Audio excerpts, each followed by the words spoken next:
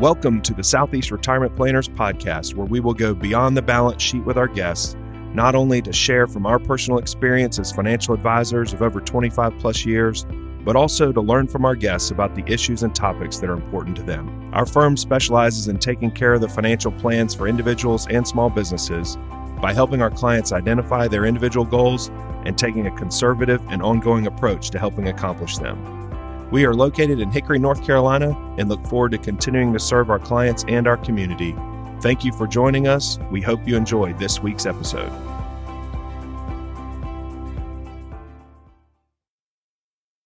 We would like to welcome everyone to the Southeast Retirement Planners Podcast, and I'm Ryan Edwards. So today I am happy to have a good friend and very important person in our local community, Miss Mandy Pitts Hildebrand, and not only, as I say, a good friend, but she also serves as in a role of possibly the longest title I've ever had, definitely on this podcast. But she is the CEO of the Hickory Conover Tourism Development Authority, but they do business as the Hickory Metro Convention Center and Visitors Bureau. And I know that you've been in that role for several years, but welcome today. We're happy to have you. And we try in this podcast to not only provide some investment, some things that are going on in the investment world and the retirement planning world, but also to kind of bring things to the forefront that's going on in our own local community. But you guys are not only, obviously Hickory and locally, but across the state, things interact with the ways you do as well. But with that, that's a little welcome, but thank you for being with us today. Welcome. And tell me, Mandy, tell me a little bit about your position, that title. I know, it is something else. It's a mouthful. And there's more to it, but that was the short version. No, but really, I've been in this position about 6 years, serve as the CEO of, it's the Hickory Conover Tourism Development Authority, which really is a government authority. And our job is, and it was created in the 80s by the General Assembly, and these two cities came together to put together this government authority, which would ultimately bring heads in beds, bottoms in seats. Our goal is to bring visitors here because it's really is an economic driver. But we do business as the Hickory Metro Convention Center and the Visitors Bureau. It hasn't been a really busy year, obviously, because of what's happened, but we've been able to use that space for a lot of positive things like giving vaccines to the community, and then MDI had used our space at the very beginning of the pandemic to train employees because obviously their business was extremely busy being food industry as well. So before I get way off track, but my main job really is, and the team that works with me are heads in beds and bottoms in seats. Okay. Really, because every time someone comes to our community as a visitor, they're spending money, and that only helps our local economy and a lot of people love to come here as well, and we do have a lot of exciting plans in the future. Yeah, well, Hickory's centrally located, and your office, where your headquarters, if you will, is right there at the convention center on I-40.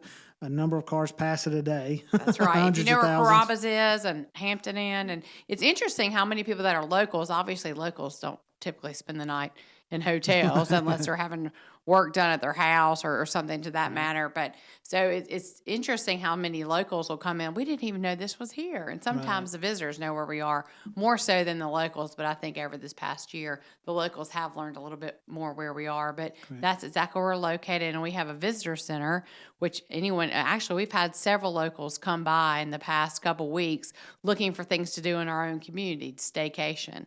So anybody who's listening in our area, locals, please, and even if you're coming by, stopping by to go see a Little Ryan game, or you have a meeting here, or you're just passing through, our visitor center is open during the week where we have pamphlets about different things across the whole state and beyond. That's a good point. So that's one of our hats. A number of our clients own their own businesses, and that's probably something that we don't think about is when we're having people come in from the outside, or we're trying to plan different events that we don't normally use the resources that we have just readily available to us, like you're talking about. But I know that you have worked your way up in your position. You were at one time served in various roles with the city of Hickory, and one of those was the information director, and did that for several years before taking on this role. How are those in the role you're in, it seems like that would kind of go hand in hand as a foundational piece to, being able to sell our community to people from out of town. You're right. It's funny how the different doors open. So I started there. I'm really going to tell you my age now, probably, but I was at the city of Hickory for 18 years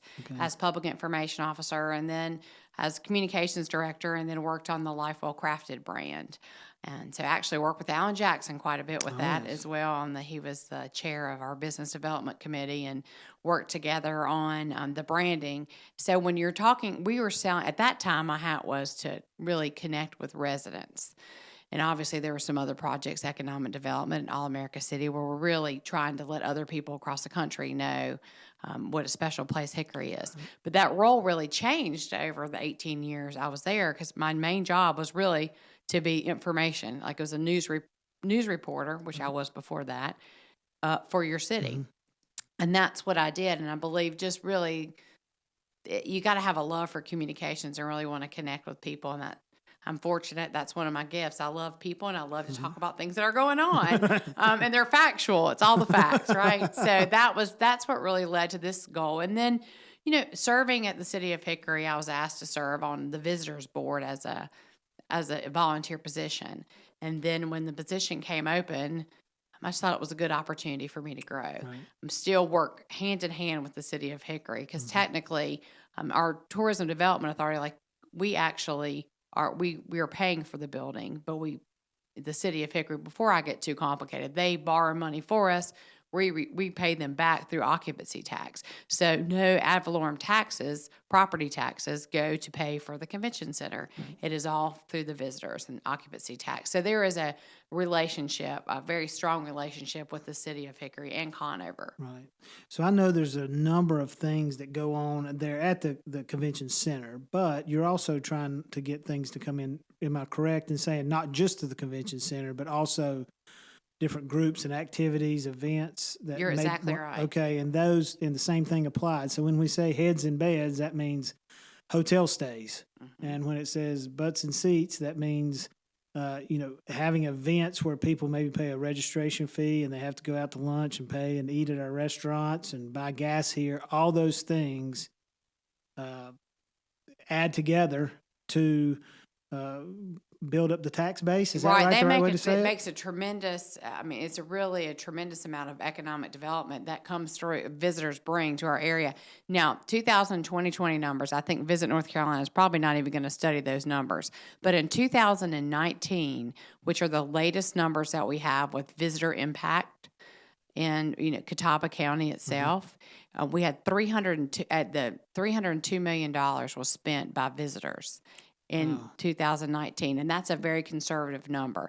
And that's everything that someone and we could be a visitor too. Like, if I go to a Crawdads game, obviously I live locally, but that's an attraction that's considered tourism. Correct. So a lot of things, like there are a lot of our farm to table restaurants and other restaurants, movie theaters, a lot of anything that's the Hickory Furniture Mart is still one of the largest draws that we have in our community. People come, especially during the pandemic. People were ordering furniture. People were home. They wanted a tremendous amount. Yes. Right. So they have done extremely well, and they've been really busy over the past year. But really, the whole goal is to bring people here, because occupancy tax does make a difference. And I've said this number before, and I'm sure I've told you this before, but it's out of 100 counties in North Carolina, the latest ranking, Catawba County was ranked 16th. With the highest, with the impact of it's very economic dollars, like making an economic impact. Like, and we don't have Atlantic Ocean, we don't have the Panthers, we don't have 4 universities, but visitors, we're out of 100 counties in North Carolina, we're ranked number 16 when it comes to economic impact. Oh, wow. And that's a really big deal. And the county that's in front of us actually is one that's down east that has a lot of sports tourism. And as you know, we're really working with the city of Hickory closely and our whole community on sports tourism. So circling back to your question about, it's not only filling up the convention center. As you know, we serve on the Hickory Metro Sports Commission with you and Les Stewart. And when we have big basketball tournaments in town, or we have we partner with Lenore Ryan or other different partnerships that are bringing people, sports teams. That's a really big deal, and that really is economic development right there. So That's great. That's a big deal. We had Mark Seaman, and I know you guys work together now. He was our guest recently on our podcast, and he's been a good long time friend as well. But he's taken over a role with that in Hickory, trying to look for those opportunities as well. And you guys work hand in hand. That's great. I think that those are and the way these dollars tell us, and you do a good job of I guess verbalizing this, but tell these extra tax dollars, these dollars go to pay for these extra amenities, not just for people coming in, but also current citizens. Explain how those dollars. And I'll do my best. It's very complicated. I didn't bring that sheet with me exactly, but there is a savings because, and this is what we like to say. Say a visitor comes in and they go to eat at a local restaurant. The restaurant's gonna obviously make money, and then the waitress or waiter that gets the tip.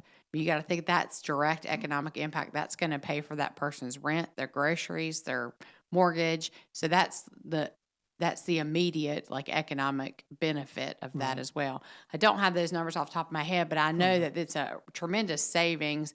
I want to say it varies between $47 and $61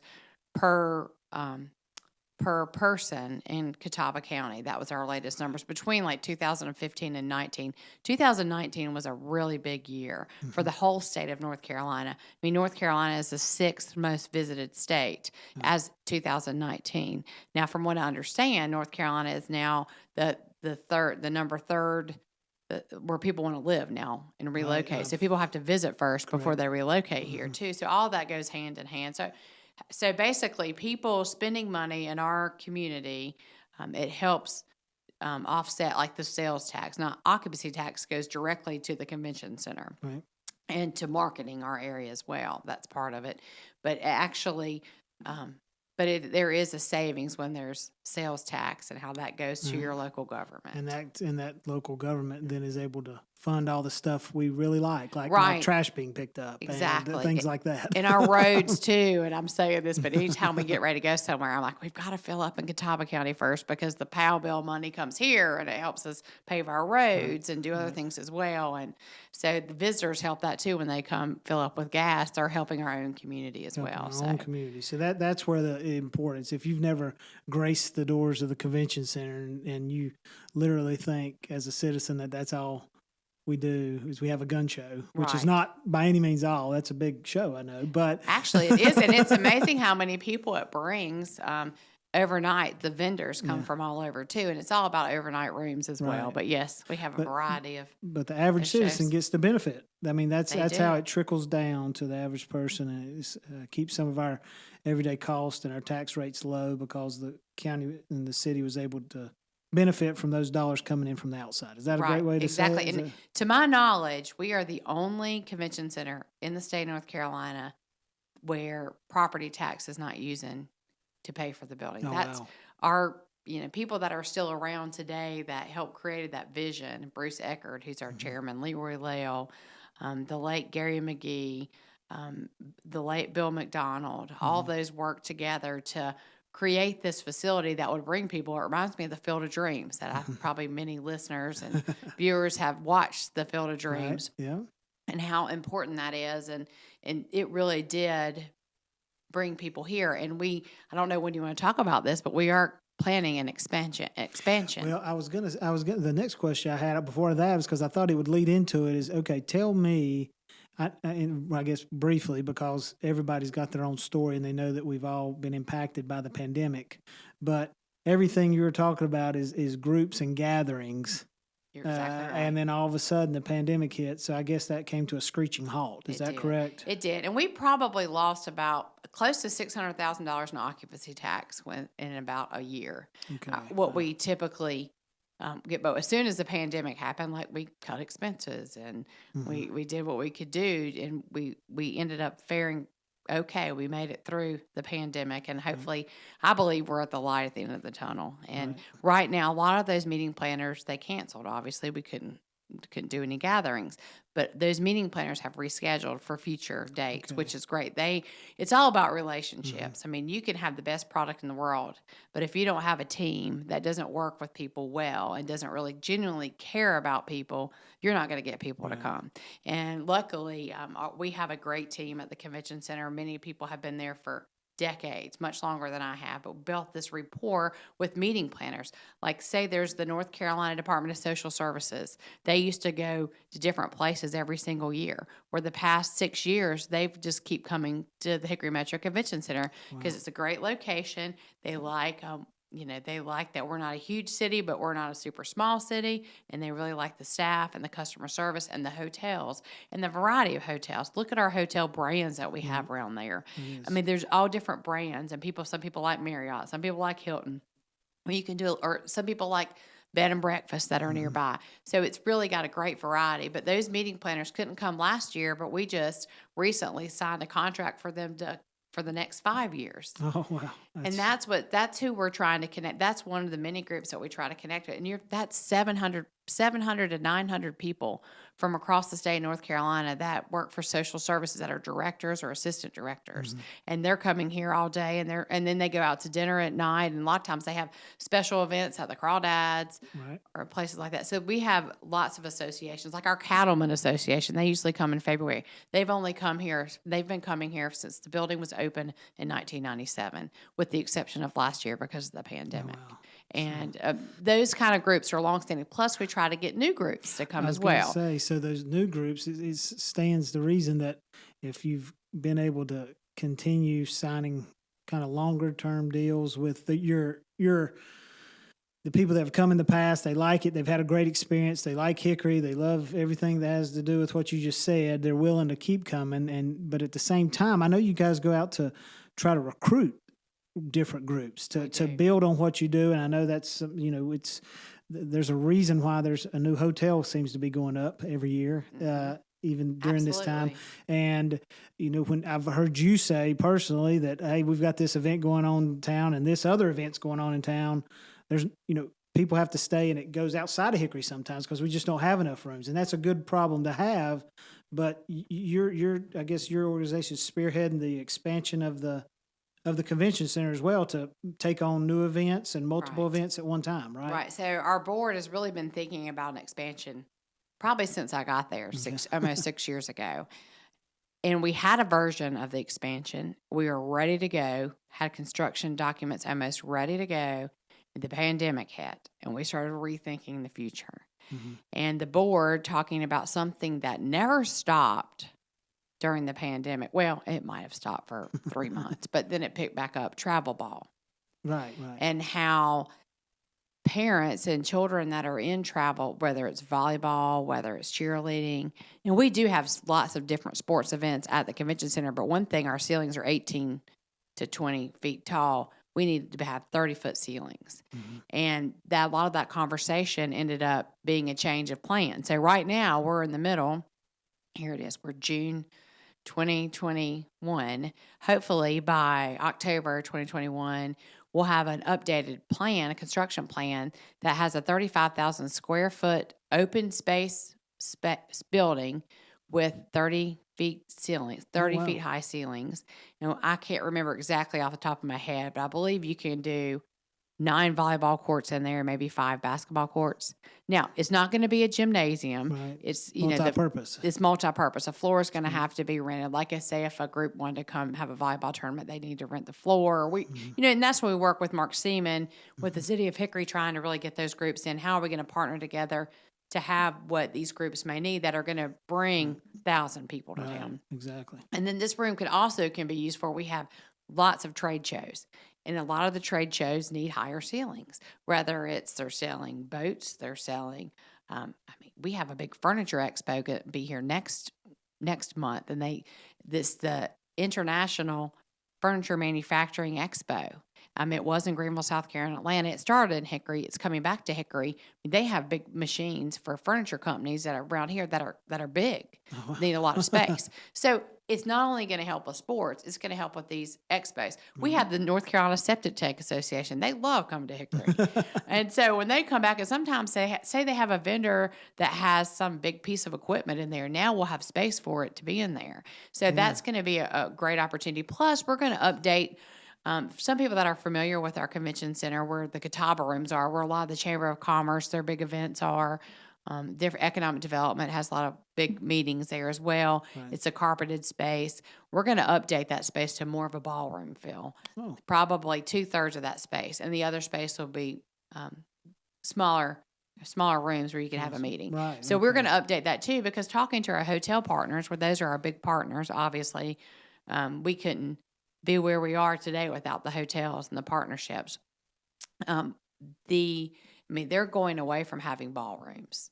Right. And meeting rooms in the hotels. That was the thing for a while, but now it's mainly rooms and different efficiency hotels, or maybe bistro ones that may be at full service, like our Hilton Garden Inn's a full service hotel, where the public's welcome to come eat dinner there, breakfast. I mean, they have great meal service there too. But that's just one of our goals, is to have an updated ballroom space that would be available for special events. Right. And then this big, so I think it's going to be great expansion. It's predicted to be about $13 million expansion.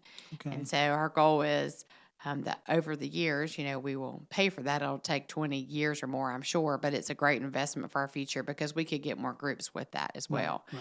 So, and then talking about sports, one of the largest sporting events we've ever had, it was the southeast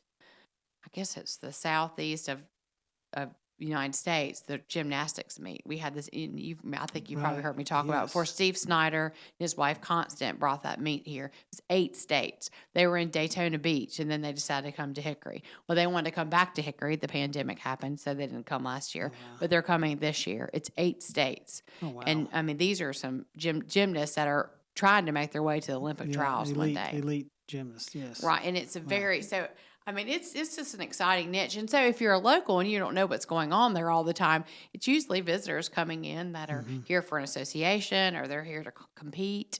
Right. And so it's a pretty amazing. A lot of things going on that just maybe, and not meaning average, meaning bad. It's just that if you don't keep up with it, you'll never know what's going on. That's right. Right. Just right away. And that's some just really neat information and everything. I'm glad you're in that role, and we're happy to have you there. Well, that's for sure, because I think everyone benefits in the city of Hickory and the Catawba County and the whole metro area from these events coming in, and it may not be seen in direct. We like the stuff we have around here, and we want more of it. You know, nobody wants to regress; everybody wants to progress, and I think that's at the core. That's what you guys are trying to do there. So and we know some hotel partners plan to build new hotels in the future, and they're renovating a couple of the hotels. Some people have really gotten into bed and breakfast and Vrbo and Airbnb, and there's lots of those in the area as well, and so our community benefits from that as well. Right. But if I could put on my visitors hat a minute, like you kind of have, you got the convention center, and then you've got the visitors center. So we just released our new destination guide. It's our Visit Hickory destination guide. Okay, I've got one on our conference table. Yes, got one. You can have this one too. You can see this online as well. But I really encourage locals and visitors to take a look at it, because it's a magazine about what's going on in our community. And this one really focusing on arts and the importance of arts and culture, because that is it's always been a part of our heritage, and it's just really important. And more people are talking about arts. Well, we've been a cultural. We've just been a well-rounded community for ever since. We were created 151 years ago. Right. And so it just really tells a story. But we also, what made me think about this, the whole metro, visitors do not see city lines. They don't see county lines. So this is really focused on the metro, which is Burke, Alexander, Caldwell, and, of course, Catawba, mainly Catawba County. But we want to work with our partners, because if things are going well in Burke County, they're going to be going well in Catawba, Alexander, Caldwell. And all of us have different amenities. As you know, Alexander County has one of the largest paintball tournaments in the country. And you know where they're staying? They're staying in Hickory, because it's where the hotels are.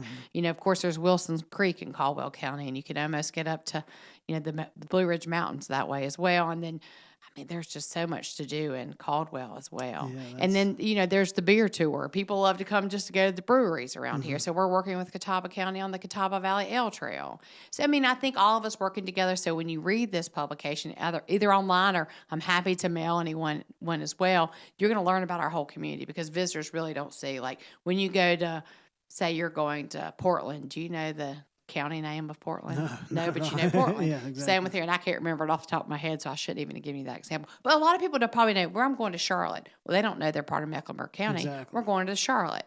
So that's how this is the Hickory Metro, and we work really well. And I guess it's all about partnerships, and that's what makes us successful. And I think it's going to be, just a really great year moving ahead. That's great. Well, I know that everybody's glad that the pandemic seems to be getting more and more in the rearview mirror, and we hope it stays that way. And that's only going to benefit more groups coming to this area and helping us get back to normal, and more people flowing through our community and their money. So exactly. Exactly. So, well, listen, I have enjoyed our conversation today, Me too. We are really appreciative that you took your time out to come, and we look forward to future conversations as well. So you'll be able to, as you're watching and listening to this, I'd ask you to subscribe to our podcast. You can find that on Spotify and Google Play, and you can also find the link to these individual podcasts on our website, seretirementplanners.com.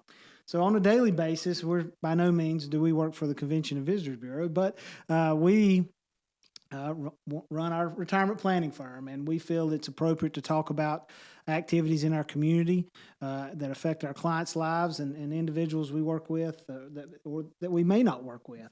And if you're listening to this podcast and or watching it or reading about it, and you don't currently have a working relationship or you feel like you need to have a second opinion, I encourage you to give our office a call. We offer individuals a complimentary financial checkup, and find out more about us online at www.seretirementplanners.com, or give us a call at 828-855-2067.